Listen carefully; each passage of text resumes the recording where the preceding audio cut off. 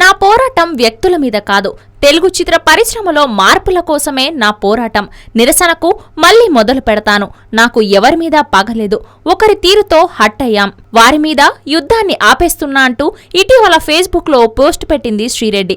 అయితే ఈమె ఏ టైంలో ఎలాంటి నిర్ణయం తీసుకుంటుందో, ఎవరిపై నోరు జారుతుందో తెలియదు. కాబట్టి అప్పట్లో శ్రీరెడ్డి నీలో ఇంత మార్పేంటి, నమ్మొచ్చా అంటూ తెలుగు సమయం ముందే సందేహం వ్యక్తం చేసింది.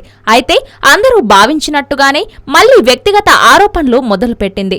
పవన్ పైన వ్యక్తిగత ఆరోపణలతో తన ఇమేజ్ తో పాటు ప్రొటెస్ట్ కు బిగ్ డ్యామేజ్ జరగడంతో ఆత్మరక్షణలో పడ్డ శ్రీరెడ్డి ఈ మధ్య మీడియాలో కనిపించడమే మానేసింది. ఆమెను స్టూడియోలో కూడా రానివ్వడం లేదనుకోండి, అది వేరే విషయం.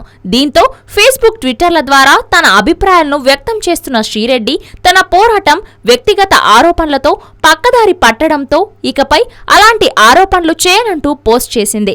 తాజాగా మంగళవారం నాడు వర్మ స్టైల్లో తన ఒట్టు తీసి గట్టు మీద పెట్టేసి సీనియర్ నటి జీవిత రాజశేఖర్ కి సంబంధించిన పలు హాట్ వీడియోలను ఫేస్బుక్ ద్వారా పోస్ట్ చేసింది. గతంలో జీవిత నటించిన పలు సినిమాల్లోని రొమాంటిక్ సీన్లు, సాంగ్స్ ను తన ఫేస్బుక్ ద్వారా పోస్ట్ చేస్తూ కామా తురానా, నా భయం నా లజ్జ అన్న క్యాప్షన్ కూడా ఇచ్చేసింది. అయినా ఏ హీరోయిన్ అయినా పబ్లిక్ రొమాన్స్ చేస్తే అది తప్పు. అదే రియల్ రొమాన్స్ ని బాగా పండిస్తే ఆమెకు మంచి పేరు. ఈ చిన్న లాజిక్ ఎలా మిస్ అయ్యావు శ్రీరెడ్డి? ఇలాంటి రొమాంటిక్ సీన్లు ప్రతి హీరోయిన్ కి ఉంటాయి. అలా సీన్లు పండిస్తేనే టాప్ రేంజ్ కి వచ్చేది అంటూ శ్రీరెడ్డిపై ఫైర్ అవుతున్నారు నెటిజన్లు.